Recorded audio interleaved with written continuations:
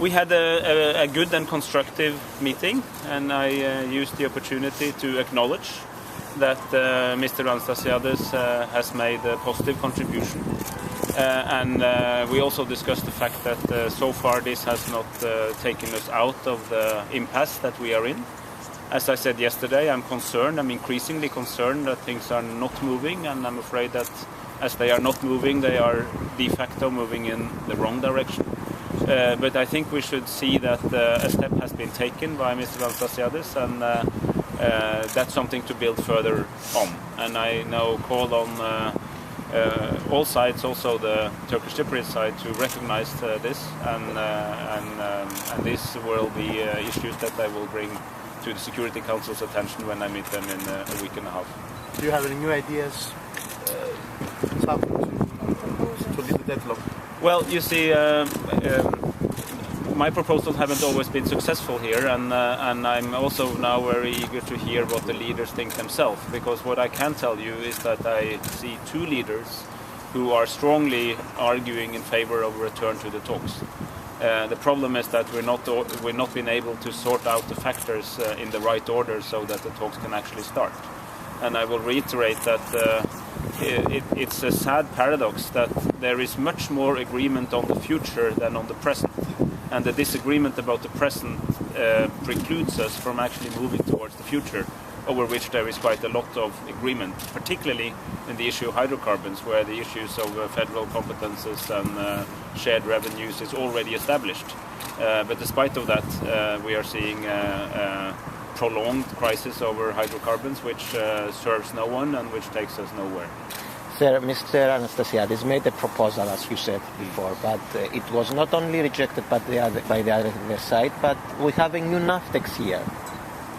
Yes, and I think that that I'm referring to the fact that we were not able to constructively use the small window of opportunity that we had when there was no drilling and no NAVTEX at the same time. I was working intensively with both sides and other concerned countries to try to use that momentum to bring a new optimism into this and to agree on how to get back to the table, and then a number of factors made that impossible.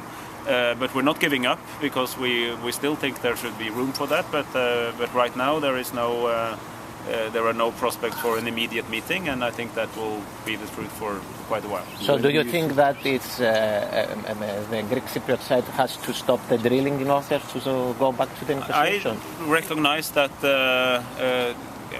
until recently there was no agreement about whether hydrocarbons should be discussed as part of the negotiations. Now Anastasiades has made a constructive contribution, saying that towards the end of the negotiations all issues will be at the table, and that's something I hope that we can build further on. So when do you see things moving again? When are we going to see things moving forward after the elections in the north? I don't know, and that's what I'm trying to find out.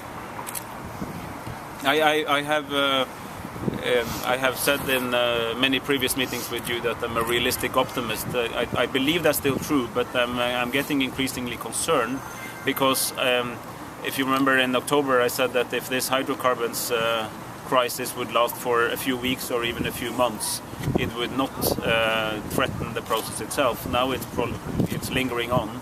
We're way into the next year, and I think that it's really important that everybody now tries to do what they can to get over this, and particularly because we are talking about an issue, to repeat myself, where we actually agree about the future state of affairs, but we're not able to go there because of this deep disagreement about current affairs.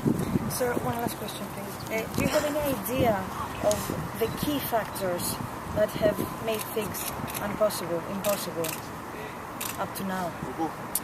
Well, I mean, there is a fundamental disagreement on how to manage hydrocarbons in the current state of affairs, when we do not have a solution. So the other side wants the management of. I mean, just to refer to what the two sides say, and this is just a neutral, reference to what is being said. The Greek Cypriot side is arguing that only the Republic of Cyprus can enter into international agreements, and it's using its legal right to declare and exploit its economic zone. When the solution is found, the revenues will be shared. But before that, it's only up to the Republic.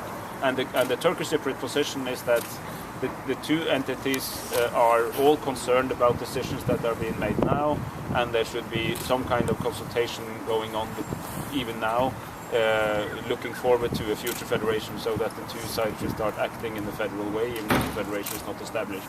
And the difference on this issue is so deep that it prevents any direct talks about anything, which I think is highly unfortunate, because we should now be at the table so that these issues could actually be discussed. And I reiterate, it's a positive step from Mr. Anastasiadis, and that positive step should of course be followed with some kind of response from the other side. So is this the most crucial part of the negotiations that have... Well, it's not. I mean, paradoxically, it's crucial because it's what keeps us from talking right now. In that sense, but at the same time, I know enough about all the issues now to say that there are other issues on which the disagreement is much higher than hydrocarbons, because you already agreed, and the leaders keep reiterating that hydrocarbons belongs to all Cypriots and will be shared based on existing agreements between Talat and Christofias, and also Anastasiadis, Talat and Erolu. And that these issues would actually not be as problematic at the table if we were there. So it's important in order to get there. When we were there, I think issues of property and territory would be more difficult. Thank you very much.